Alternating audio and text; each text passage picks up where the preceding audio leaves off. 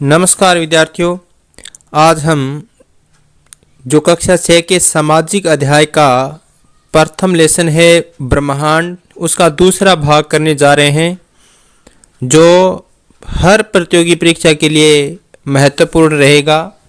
तो आज अपने बात करते हैं ब्रह्मांड की उत्पत्ति के संदर्भ में। तो ब्रह्मांड के बारे में मानव के लिए सदा से जिज्ञासा का कारण रहा है। तो ब्रह्मांड की उत्पत्ति के संबंध में भी काफ़ी रोचक किस्से प्रचलित है। यदि बात करें कि वर्तमान समय में ब्रह्मांड के उत्पत्ति का सबसे सर्वमान्य सिद्धांत कौन सा है, तो ये सिद्धांत है बिग बैंग की जो थ्योरी है वो। इसके अनुसार या बिग बैंग के अनुसार जो आज से लगभग 13.7 अरब वर्ष पहले एक वृहद प्रभावशाली विस्फोट हुआ था, और यही जो विस्फोट है वो बिग बैंग के नाम से जाना जाता है। विस्फोट के बाद में यदि बात करें तो जब ये विस्फोट हो गया था कब, 13.7 अरब वर्ष पहले, तो विस्फोट के बाद में जो ब्रह्मांड एवं खगोलीय पिंडों की उत्पत्ति हुई, तब से इसका विस्तार हो रहा है, यानी ये हमेशा बढ़ता ही जा रहा है। ब्रह्मांड अनेक या बहुत सारी आकाश गंगाओं से मिलकर बना है। पृथ्वी सहित सौर परिवार मंदाकिनी एरावत पथ नामक आकाश गंगा में है, जिसे मिल्क वे भी कहा जाता है। यानी हम जिसमें पृथ्वी पर निवास करें हैं वो मंदाकिनी एरावत पथ नामक आकाश गंगा में है, जिसे मिल्क वे के नाम से भी जाना जाता है।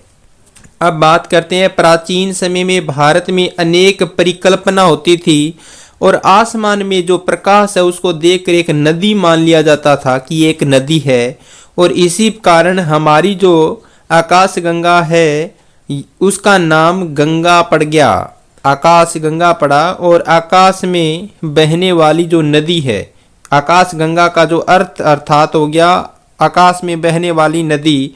एरावत के अतिरिक्त अन्य कई प्रमुख आकाश गंगाएं होती है। तारों का जो समूह है आसमान में आकाश गंगाओं का निर्माण करता है। अब ये जो आपको दिखाई दे रहा है ये बिग बैंग की घटना है, एक केंद्र बिंदु था जब इसमें विस्फोट हुआ 13.7 अरब वर्ष पूर्व। तो ये आगे से बढ़ना शुरू हो गया और इसने संपूर्ण ब्रह्मांड का रूप धारण कर लिया। नेक्स्ट अभी बात करते हैं आकाश गंगा। तो ये जो आकाश गंगा है जो हमें दिखाई दे रही है सफ़ेद रंग की, इसे जो सफ़ेद प्रकाश जो हमें दिखाई दे रहा है, इसी प्रकाश के कारण जो लोगों के द्वारा इसका नाम है वो दे दिया गया गंगा। तो ये प्रकाश को इसके साथ में मिला दिया, या आकाश के अंदर ये गंगा है इसलिए इसको मिला दिया और मिलाकर बना दिया आकाश में पाई गई ये गंगा, यानी आकाश गंगा इसे नाम दे दिया गया है, आकाश गंगा इसे नाम दे दिया गया है। अब अपने बात करते हैं नेक्स्ट कि इसके अंदर हमारी पृथ्वी का सबसे निकटतम तारा सूर्य है। यहाँ पे ध्यान रखना इस बात का ज़रूरी है कि जो हमारा हम जिसको सूर्य मानते हैं कि ये सबसे बड़ा है, लेकिन ये एक तारा है और जो हमारी पृथ्वी से 15 करोड़ किलोमीटर दूर है। इसकी दूरी ध्यान रखना है। हम जो सूर्य है वो एक तारा है, लेकिन पृथ्वी से 15 करोड़ किलोमीटर ही दूर है, और अन्य तारों की रोशनी चमक भी लगभग सूर्य के समान नहीं होती है। अब जो बाकी जो तारे होते हैं उनकी रोशनी और चमक सूर्य के समान होती है, लेकिन वो सूर्य से अधिक दूर होने के कारण हमें अत्यंत छोटे दिखाई देते हैं। और इन सब के अतिरिक्त एक विशेष आकृति वाला तारा जो हमेशा दिखाई नहीं देता, तारा काफ़ी आकर्षक और निराला है। इस तारे का नाम पूछल तारा या धूमकेतु तारा है, और इसकी रचना बर्फ, धूल, छोटी चट्टानों और गैसीय पदार्थों से हुई है, और इसकी गति बहुत तेज होने के कारण गैसीय पदार्थ पूंछ की तरह रचना बना लेते हैं। इसी कारण इसको पूंछल तारा कहा जाता है या पूंछ वाला तारा कहा जाता है। धूमकेतु का सिर हमेशा सूरज की तरफ होता है और पूंछ है जो इसकी विपरीत दिशा में होती है। यह सूर्य के चारों ओर एक निश्चित पथ पर परिक्रमा करता है। अब ये जो धूमकेतु पुच्छल तारा है ये हमेशा सूर्य के चारों ओर परिक्रमा करता है और कभी वे सूर्य के निकट आ जाते हैं तो कभी बहुत दूर चले जाते हैं। ये जो पुच्छल तारा है वो अभी आप यहाँ देखेंगे पुच्छल तारे के बारे में। तो यहाँ पर बात करें कि यह कभी तो बहुत दूर चले जाते हैं और यह स्थिति एक निश्चित अवधि के बाद होती है, तब उन्हें साफ देखा जा सकता है। सबसे चर्चिल जो पुच्छल तारा है उसका नाम है हेली। यह प्रति 76 वर्ष बाद दिखाई देता है, जो 1986 में देखा गया था। जो धूमकेतु पुच्छल तारा है उसमें सबसे महत्वपूर्ण हेली है और ये हमेशा सूर्य के चारों तरफ चक्कर लगाता है, सूर्य की परिक्रमा करता है। कभी ये निकट आता है तो कभी इसे दूर जाता है। तो ये जो हेली है वो कितने वर्ष बाद में, तो 76 वर्ष बाद में दिखाई देता है। और अब इसे कब देखा गया था, तो 1986 में देखा गया था और अब इसे पुनः 2062 में देखा जाएगा। जो हेली है वो 76 वर्ष बाद 2062 में इसे देखा जाएगा। यहाँ पे आप देख सकते हैं हेली धूमकेतु।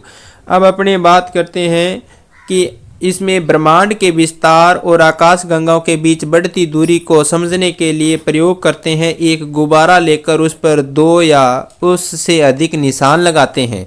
तत्पश्चात उस गुब्बारे को फुलाएंगे तो फुलाने पर हम देखेंगे कि गुब्बारे भी लगे एक दूसरे जो निशान है वो एक दूसरे से दूर जा रहे हैं। ठीक इसी तरह आकाश गंगा भी एक दूसरे से दूर जा रही है। ये आपको ध्यान में रखना है। नेक्स्ट जो शब्दावली है उन शब्दावलियों का ध्यान में रखना है। पौराणिक, जो पौराणिक का मतलब होता है प्राचीन या पुराना। अनंत का मतलब होता है जिसका कोई अंत न हो। ब्रह्मांड, ब्रह्मांड की परिभाषा असंख्य आकाश गंगाओं का समूह है, यानी लाखों आकाश गंगाएं मिलकर ब्रह्मांड का निर्माण करती है। सप्त ऋषि मंडल क्या है, तो 7 ताराओं का जो समूह है उसे सप्त मंडल समूह कहा जाता है। खगोलीय पिंड में क्या शामिल है, तो खगोलीय पिंड में पाए जाने वाले ग्रह, तारे, उपग्रह सारे के सारे खगोलीय पिंड है। लेकिन तारे हैं वो गैसीय होते हैं, लेकिन संपूर्ण जो खगोलीय पिंड है वो गैसीय नहीं होते, जिस प्रकार ग्रह उपग्रह हो गए। अब उपग्रह क्या होता है, उपग्रह होता है ग्रह का चक्कर लगाने वाला पिंड। जैसे हमारी जो पृथ्वी है इसके चारों तरफ चंद्रमा जो चक्कर लगा रहा है, चंद्रमा के द्वारा हमारी पृथ्वी के जो चक्कर लगाया जा रहा है, तो चंद्रमा हमारी पृथ्वी का क्या है, उपग्रह है। और पृथ्वी क्या है, ग्रह। पृथ्वी तो लगाती है सूरज के चक्कर और पृथ्वी के जो चक्कर लगा रहा है वो सूरज, ये चंद्रमा है। नक्षत्र की बात करें, नक्षत्र मंडल क्या है, तो तारों का जो समूह है उसे नक्षत्र मंडल कहा जाता है। तो आज के लिए इतना ही। इन प्रश्नों को करके भी देख सकते हैं। जैसे तारे चमकते हैं तो सवेरे के प्रकाश से चमकते हैं। ध्रुव तारे द्वारा दिशा निर्धारित की जाती है, उत्तर दिशा निर्धारित की जाती है। तो इनका अपने ध्यान में रखना है। नेक्स्ट अगर बात करें कि जो शब्द है, जैसे आकाशीय पिंड और उनकी विशेषता, सूरज वो एक तारा है, धूमकेतु पूंछ वाला तारा है और पृथ्वी जो है वो क्या है, तो पृथ्वी एक ग्रह है। ब्रह्मांड है जो लाखों आकाश गंगाओं का एक समूह है और आकाश गंगा क्या होती है, तो लाखों तारों का एक समूह है। तो इनको आपस में मिलाना है। सूर्य तारा है, धूमकेतु पुच्छल तारा है, पृथ्वी ग्रह है, जो ब्रह्मांड है वो लाखों आकाश गंगाओं का समूह है और आकाश गंगा है वो लाखों तारों का समूह है। तो आज का अपना ये लेसन यहाँ कंप्लीट होता है। इसी के साथ धन्यवाद।